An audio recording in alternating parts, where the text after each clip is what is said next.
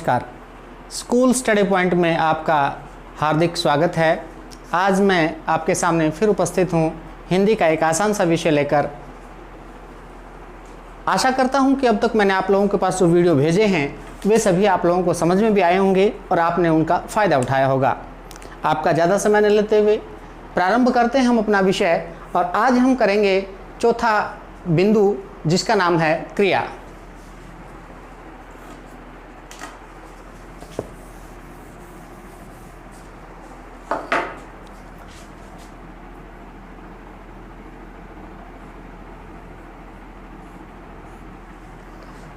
क्रिया शब्द पहले तो मैं आप लोगों को स्पष्ट कर दूं, उच्चारण गलत करते हैं। हमें इसका उच्चारण ठीक करना है, और उच्चारण करने के लिए क्या ध्यान में करना है, इसका विग्रह ठीक हो। हम इसको क्रिया बोलते हैं जबकि क्रिया होता नहीं है। वास्तव में उसका उच्चारण किस प्रकार होना चाहिए, कै हलंत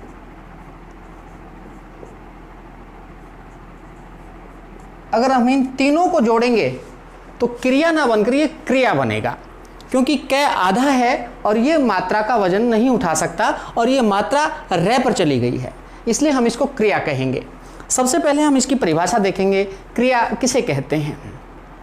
जिस शब्द से किसी काम के करने या होने का बोध होता है उसे क्रिया कहते हैं। यानी कि व्याकरण में कोई भी ऐसा शब्द या वाक्य में कोई भी ऐसा शब्द जो हमें यह बताए कि इससे कोई काम हो रहा है, उस शब्द को हम व्याकरण की भाषा में क्रिया कहते हैं। जैसे जाना, खाना, पीना, बहुत सारे उदाहरण हम लिख सकते हैं। जाना, खाना, पीना, उठना, लेना, देना, हंसना, रोना, ये सभी उदाहरण हमारे किसके हैं? क्रिया के हैं। अब बात आती है क्रिया का वाक्य में प्रयोग हम कैसे करें। कई बार हम इसको ज्यों का त्यों और कई बार हम इसको थोड़ा सा परिवर्तित करके वाक्य में इसका प्रयोग करते हैं। जैसे जाना शब्द है हमारे पास, हम वाक्य में प्रयोग करना चाहते हैं तो कैसे लिखेंगे? वह जाता है।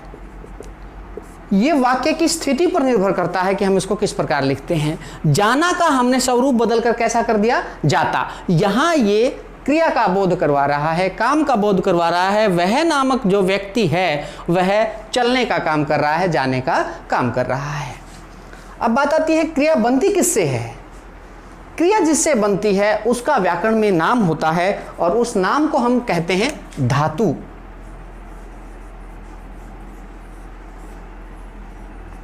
आप सब जानते हैं जैसे मिट्टी से ईंट बनती है, तो ईंट के मूल में क्या है?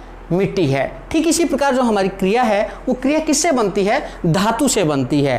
तो हम क्या कहेंगे? धातु किसे कहते हैं? क्रिया के मूल रूप को धातु कहते हैं। यानी कि ये जो हमारा धातु है ये क्या है? ये है क्रिया का मूल रूप। इससे हमारी क्रिया बन जाती है। जैसे हमने ऊपर लिया जाना, यहां जा, खाना, यहां खा, पीना, पी, ये धातु हैं। इनसे हमने क्रिया की रचना की।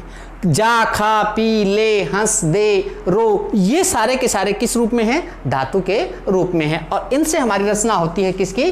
क्रिया की। तो क्रिया के मूल रूप को धातु कहते हैं। अब बात आती है धातु से बनी हुई क्रिया को हम कितने स्वरूपों में किस प्रकार वर्गीकृत कर सकते हैं। जो मूल आधार है अपना वो है कर्म के आधार पर।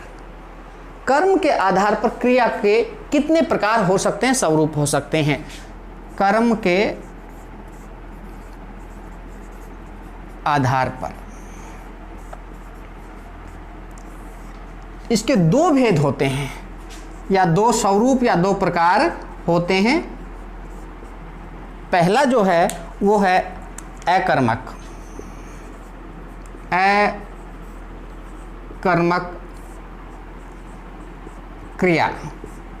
दूसरा है सकर्मक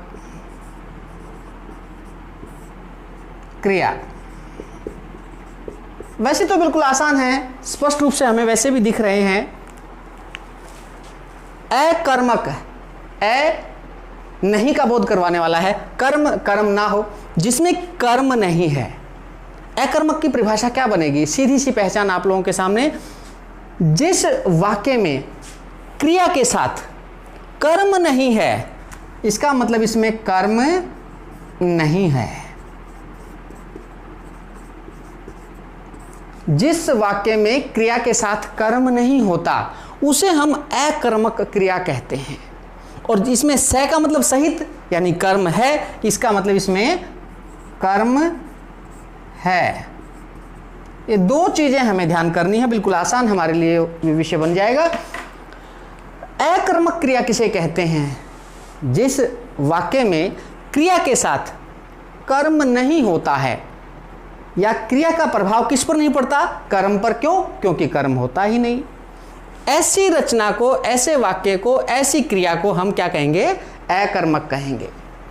दूसरा है सकर्मक, जिस वाक्य में क्रिया के साथ कर्म होता है, यानी वाक्य में कहीं ना कहीं हमें कर्म की स्थिति दिखाई देती है, तो इसको कहेंगे हम सकर्मक क्रिया। एक बार रुको,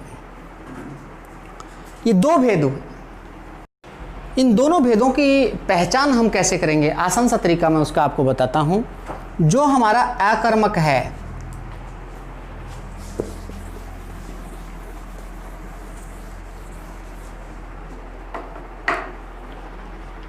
इसकी पहचान के लिए हम क्या करेंगे?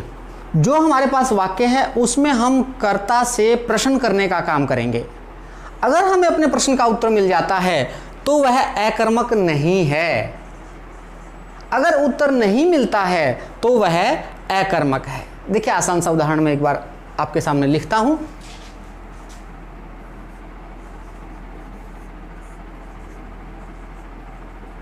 पक्षी उड़ते हैं,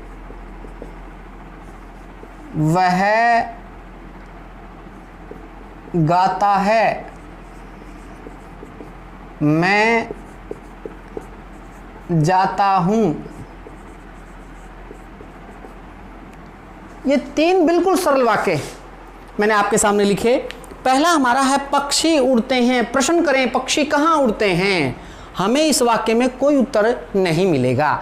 उत्तर नहीं मिलने का मतलब है इसमें कर्म नहीं है, उत्तर होने का मतलब इसमें कर्म है। यहां कर्म नहीं है, इसलिए ये अकर्मक क्रिया उड़ना से जो बनी है उड़ते, इसको हम कौन सी क्रिया कहेंगे? अकर्मक क्रिया कहेंगे। इसमें देखिए वह गाता है, वह क्या गाता है? कोई उत्तर हमें नहीं मिलता, नहीं उत्तर मिलता, इसका मतलब इसमें कर्म नहीं है, इसलिए ये गाता जो है अकर्मक क्रिया है। मैं जाता हूं, मैं कहां जाता हूं? हमें उत्तर नहीं मिलेगा, नहीं मिला तो इसका मतलब ये भी अकर्मक है। इन तीनों में किसी प्रकार के उत्तर की प्राप्ति हमें नहीं हुई, परिणाम स्वरूप हम इनको अकर्मक क्रिया कहेंगे। सकर्मक के लिए क्या करेंगे? प्रश्न वही पूछेंगे, उत्तर मिलेगा। जैसे पक्षी उड़ते हैं, हम इसको इस प्रकार लिख सकते हैं, पक्षी आकाश में उड़ते हैं।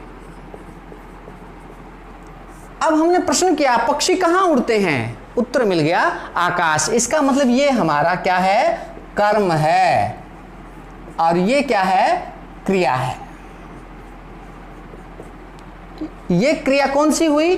कर्म वाली है, इसलिए हम इसको कहेंगे सकर्मक क्रिया। ऐसे ही वह गाता है, हम कहेंगे वह गीत गाता है, वह गीत गाता है। प्रश्न करो वह क्या गाता है? वह गीत गाता है, वह दोहा गाता है, वह श्लोक गाता है, वह गाना गाता है। इससे हमें उत्तर की प्राप्ति हो रही है, तो यहां से यहां आने पर जो ही गीत इसके साथ जुड़ा, ये क्रिया किस में बदल जाएगी? सकर्मक में बदल जाएगी। ठीक इसी प्रकार मैं जाता हूं, मैं विद्यालय जाता हूं, मैं विद्यालय जाता हूं। प्रश्न करें मैं कहां जाता हूं? विद्यालय। उत्तर मिल गया, मैं बाग में जाता हूं, मैं खेत में जाता हूं, मैं घर में जाता हूं, मैं छत पर जाता हूं। जहां कहीं भी हमें उत्तर की प्राप्ति होती है वो हमारा कर्म है, और क्रिया कौन सी बन जाएगी? सकर्मक क्रिया बन जाएगी। ये कर्म के आधार पर आपके दो भेद थे, पहला सकर्मक क्रिया के रूप में, दूसरा अकर्मक क्रिया के रूप में। हमें एक चीज़ का ज़रूर ध्यान रखना है, अगर हमें सकर्मक की बात करनी हो तो इसमें भी हमें 3 प्रकार के वाक्य देखने को मिल सकते हैं। मुख्य रूप से तो 2 प्रकार के वाक्य तो आपको देखने को मिल ही जाएंगे। पहला जो होता है वो होता है एक कर्मक और दूसरा होता है द्विकर्मक।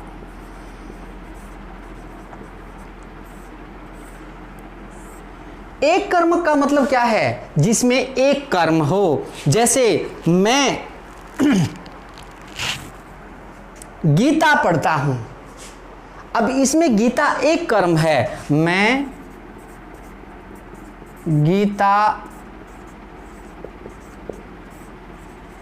पढ़ता हूं। चेक कर लो एक बार, दिख रही है नीचे?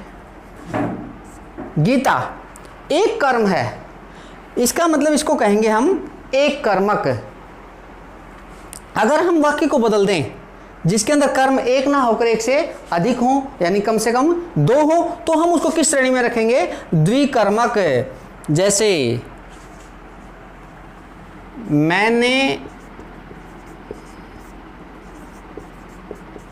शाम को पत्र लिखा। अब देखिए, पत्र और शाम, शाम नाम का एक लड़का है कोई, और पत्र दूसरा कर्म हमारे पास आ गया। इन दोनों को हम क्या कहेंगे?